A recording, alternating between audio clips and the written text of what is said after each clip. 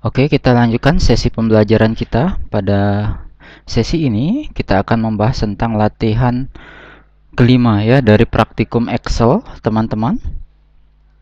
Oke, di sini disebutkan bahwa ada data ya, data nilai dari masing-masing mahasiswa ini. Ya, nilai ujian, kemudian beberapa poin yang kita diminta, yaitu yang pertama adalah mencari nilai rata-rata. Kemudian formatlah angka nilai rata-rata dalam bentuk tanpa desimal, itu yang akan kita coba lakukan. Kemudian berikan nilai huruf. Setiap siswa akan mendapatkan nilai A jika lebih atau sama dengan 80.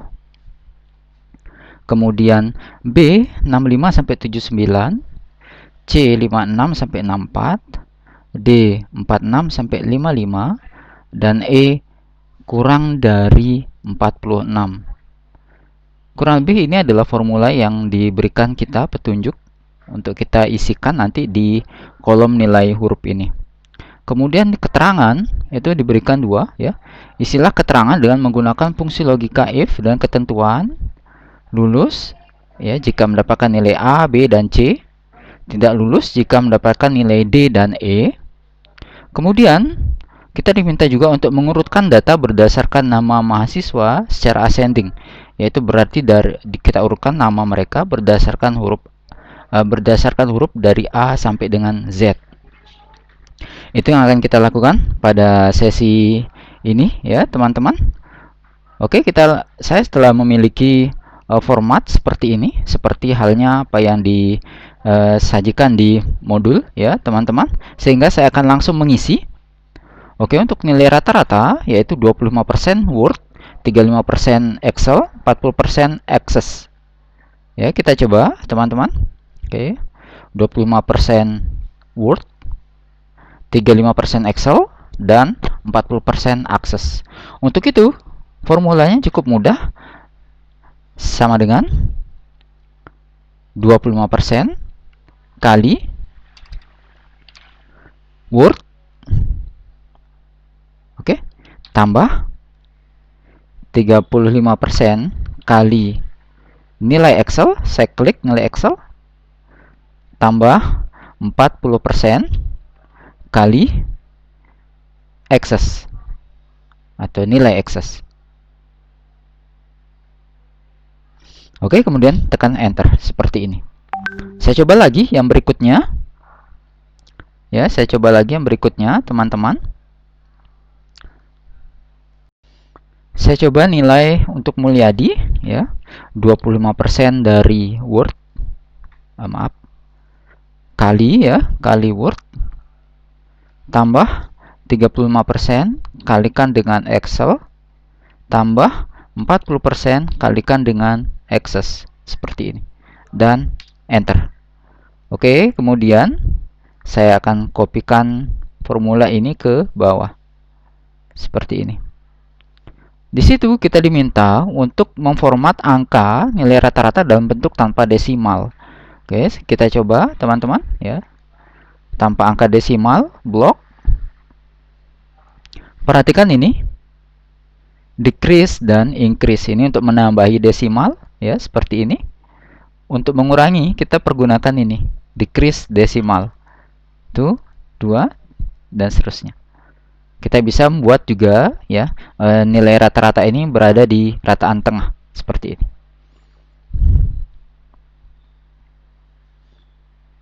Oke, kemudian berikutnya kita akan pergunakan fungsi if untuk mengisi nilai huruf yang ada di sini.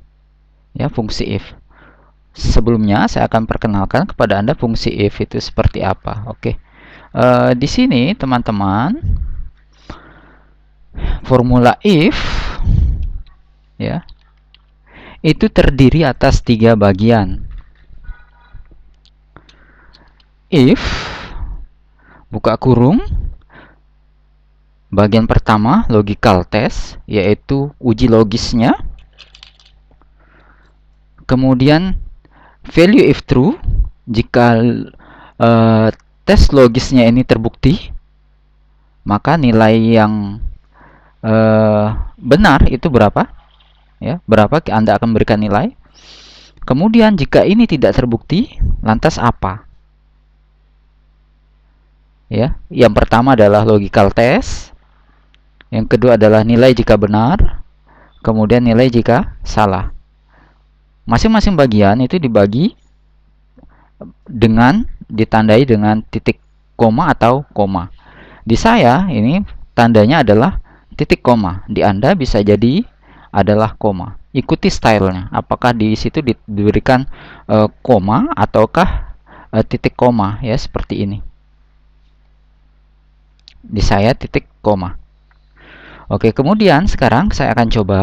Kondisinya adalah tadi jika nilai rata-rata itu lebih besar atau sama dengan 80, maka nilainya adalah A.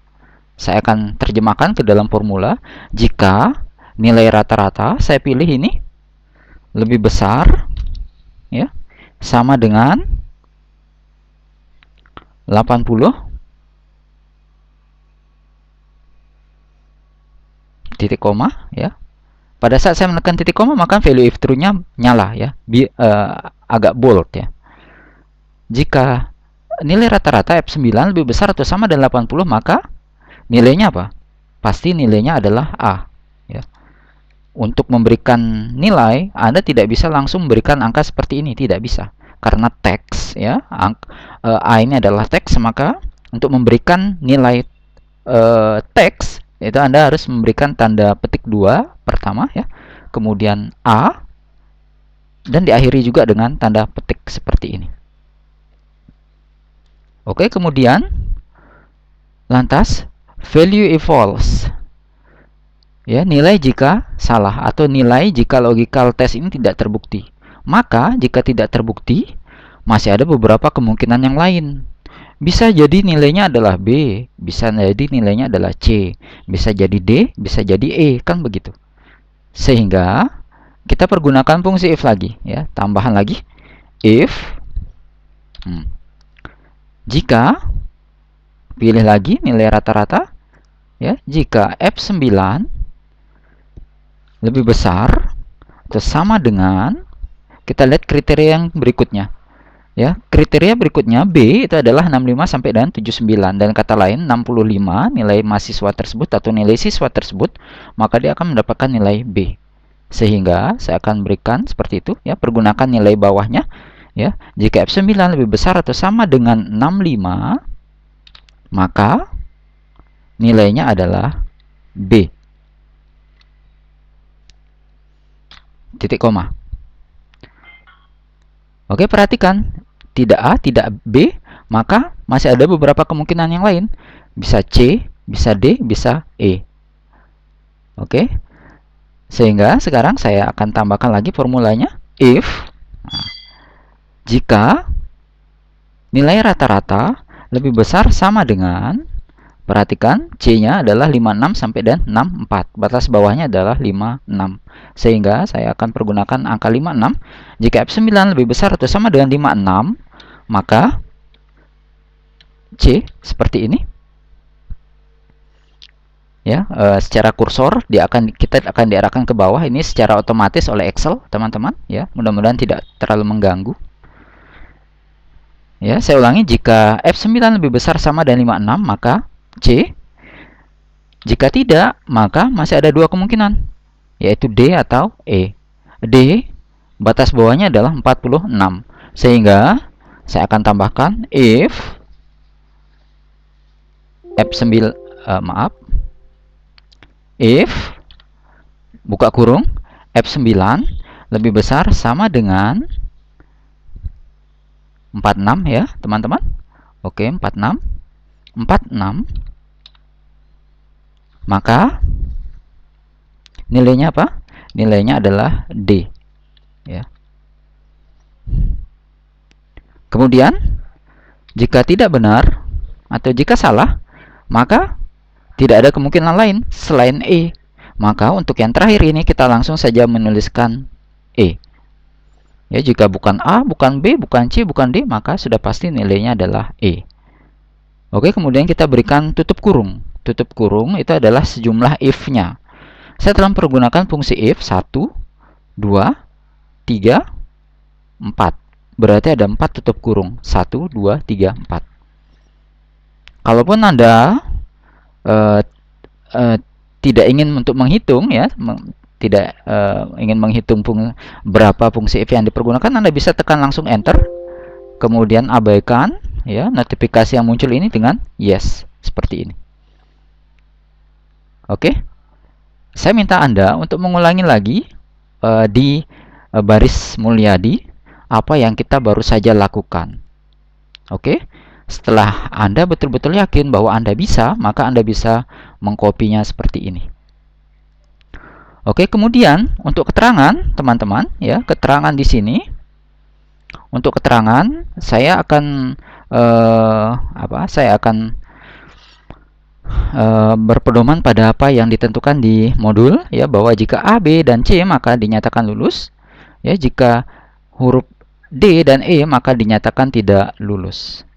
Saya akan padukan formula kita ya dengan tambahan fungsi, teman-teman. Oke, kita akan pergunakan fungsi if, namun memadukannya dengan fungsi or. Ya, fungsi or atau. Oke, saya coba ya. Anda ikuti saya saja, teman-teman ya. Sama dengan if. Oke. Sama seperti tadi fungsi if ada logical test, ada value if true, ada value if false. Sekarang logical testnya kita itu ada banyak ya, teman-teman. Mengapa banyak? Logical testnya adalah jika A, jika B, dan C itu adalah lulus. Ya, ini logical testnya ini banyak. Ya. Jika A, B, C, ya ada 3. Jika tidak lulus, D dan E. Ya, teman-teman.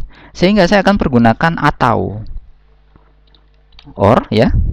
Jika atau jika, ya, teman-teman. Ini G9 sama dengan A, itu logikal yang pertama. Logikal kedua, G9 sama dengan B.